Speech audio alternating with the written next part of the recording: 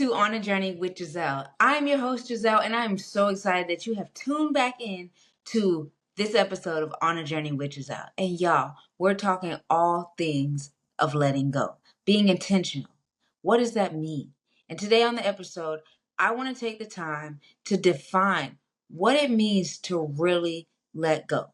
We are in a series of intentionally letting go. What does that mean? What are the types of letting go? There's different seasons. There's different types of letting go, along with tips.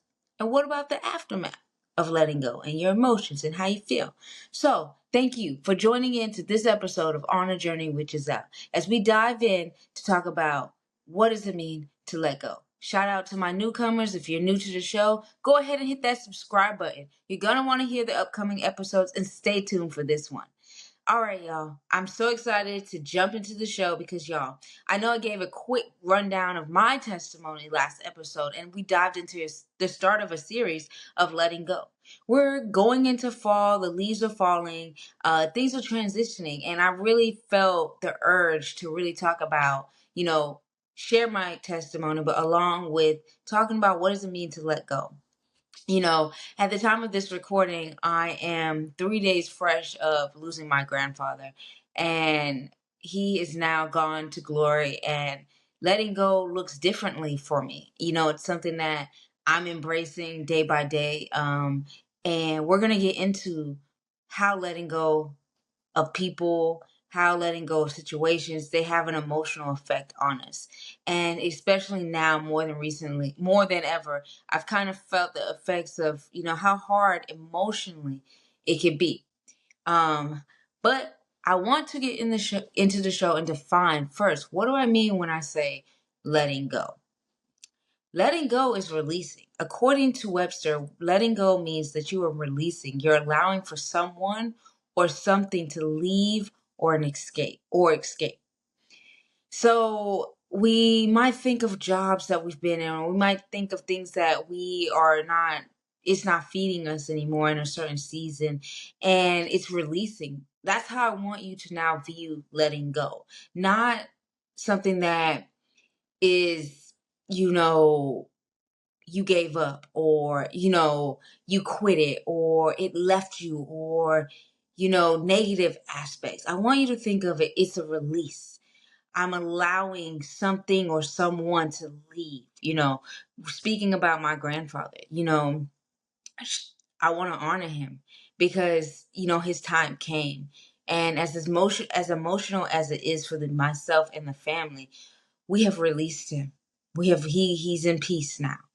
I want to also give a biblical definition to what letting go means. And there's a very familiar scripture in Ecclesiastes chapter 3, verses 1 through 8. And I really want to read this scripture, and I want you to really listen and apply it to your life. It says, for everything there is a season. For everything there's a season. Everyone there's a season. A time for every activity under heaven, to be born, and a time to die. Something to die. A time to plant, a time to harvest, a time to kill, a time to heal, a time to tear down, a time to build up, a time to cry, a time to laugh, a time to grieve, a time to dance, a time to scatter, a time to embrace, a time to gather stones, a time to turn away, a time to search, a time to quit searching, a time to tear down, a time to tear, a time to mend, a time to be quiet, a time to speak, a time to love, and a time to hate, a time for war, and a time for peace. There's a lot of times in that situation, and in that scripture, it shows that when you let go, when you transition through seasons, there's a time for everything. And I specifically wanted to take this episode to just really talk about there's a time, there's a season. We're going into fall. Maybe what you spent your summer doing, maybe what you spent the top of the year doing, maybe that was just to transition you to where you are now. what I've realized in my life, I've just like, Giselle, I've traveled, I've, relocated back home, I've moved away, I've came back home. And, each time I've realized that, things are different. People are different. Does that make them bad? No. Friendships are different. Does it mean they left me or I'm leaving them? No. We're all in different circumstances. It's about knowing your place. It's about knowing who you are, and who you're becoming. Because when you let go, you're releasing a part of you. You're releasing someone. You're releasing something. When you let go, it's not just about the next person or the next opportunity. It's about releasing yourself. And I really want to hone in into that, because as we go through the types of letting go, as we go through the emotions and how to heal from letting go, and what does that mean? I want us to understand it's a release. So when you let go, I want you to know that it could be a person, it could be a job, it could be a loved one, it could be a frustration, it could be a past memory. We hold on to so much. Let me stop. Let me pause. Just listen to this. Now, there's a thing that I want to use from social media, and I want you to put your hands up. I want you to put your hands up. And if you've ever heard this phrase, put your finger down. It just isn't the same anymore. It used to be lit back in the day. Oh, like when we were working there, that job was the best.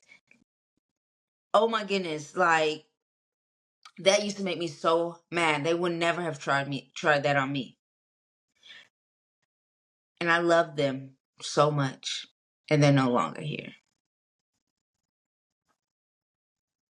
All of those are past memories.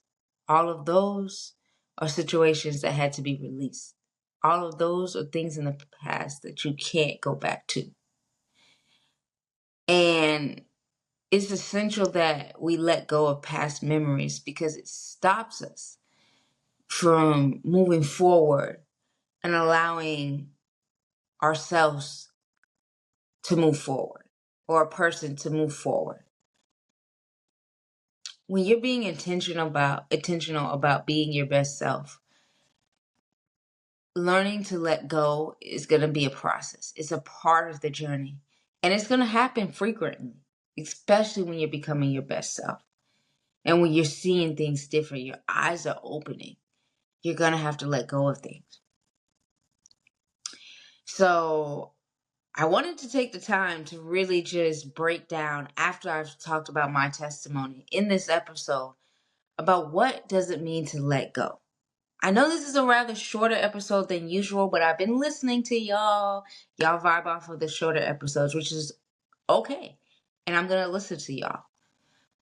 So the next episode, we're going to be talking about types of letting go and what does that mean. We're going to go dive deep in, and I'm going to share examples of different types of letting go that I've had to do and I've experienced.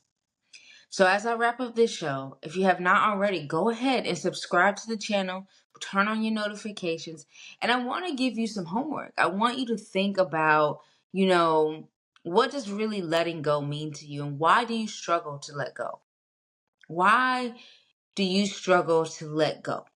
So, what are different types of letting go for you, and why do you struggle with letting go? Go ahead and subscribe.